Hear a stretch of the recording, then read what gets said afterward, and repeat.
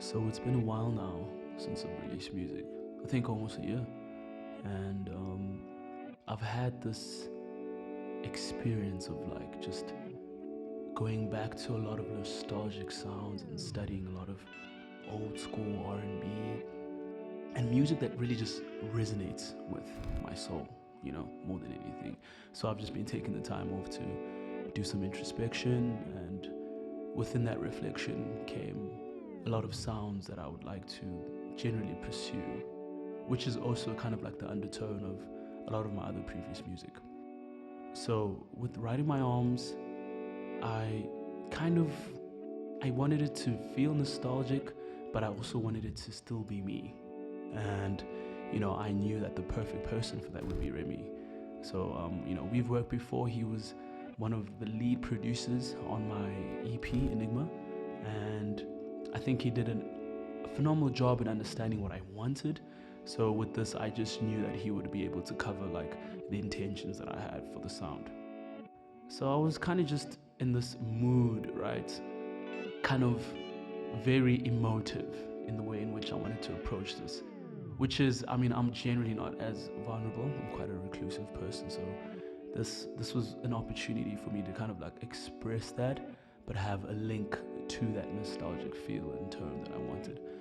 And moving forward, I wanted to create this atmosphere that felt like that, real, vulnerable.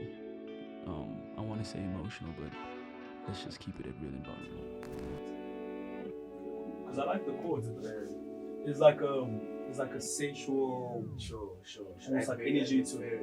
Yeah, very atmospheric. Have you started writing them? Do you know what it's gonna be about? I kind of have an idea of what I want it to sound like, but Yeah. I'm not too sure with regards to like the context, but like I have an idea. Yeah.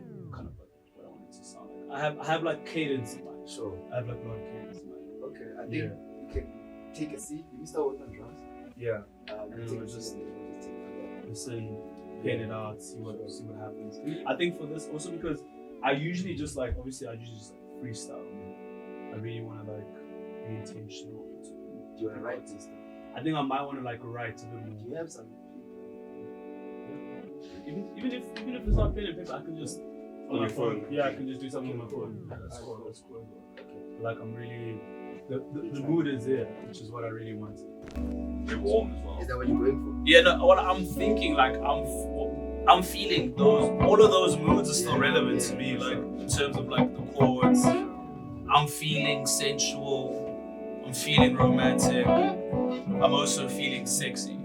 Yeah. So it's kind of like, but obviously the subject matter, we don't want to, like, be all over the place. I think also because of what we did on Enigma, let's try a different approach contextually. Yeah. Just subject matter wise, approach it completely differently. So you guys are selling on, like, what, like romance? Romance. Yeah, romance way, actually, yeah. I'm really feeling these drums right now. The chords are starting to make a lot of sense, and melodically, I feel like I'm heading in the direction that I intended to. So I'm feeling like I want to say a lot without having to say too much. And I think the best way to do that is to speak from the heart. Usually my process would just kind of be like me freestyling over music or instruments. But in this regard, I really want to take my time. Kind of wanted to feel sexy, real. And so the sound of these pads just feel almost like silk. So how do I get my voice to sound like that? How do I get my voice to feel like silk on you? I think the writing of this, I think the way I would approach it, or the way I should rather, is gonna be from not experience per se, but how I kind of would like to create this world between me and this person. And I think I have a lot to say, without saying too much. I just wanted to feel right.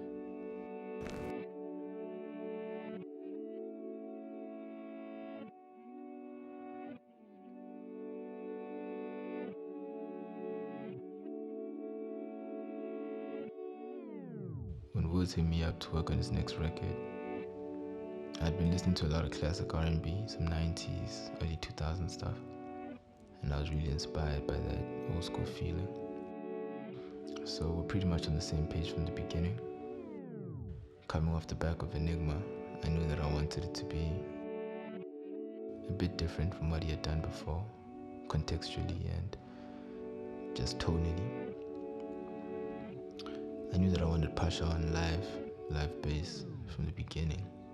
And I wanted to contrast the live bass with some modern day drums, some trap inspired hi-hats, just to bring it, into the present time.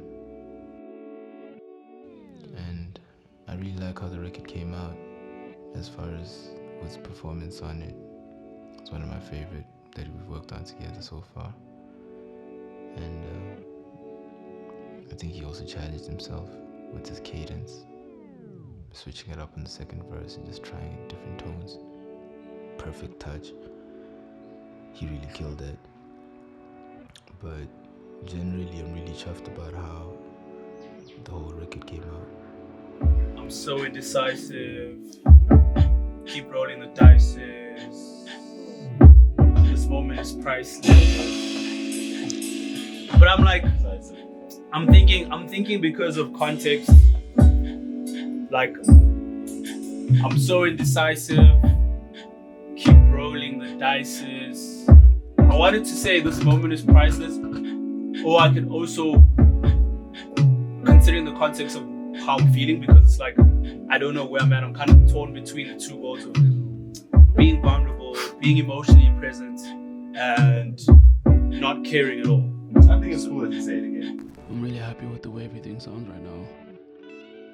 I think everyone really put on their A game and we executed the plan very well. Everything sounds good. I still managed to get my point across and be honest and as intentional as I possibly could, so I'm really happy about that. I just can't wait to share this music with you guys. I hope you guys enjoy it just as much as I do. And we've been working on so much music, so I'm just looking forward to sharing it all. I hope you enjoy.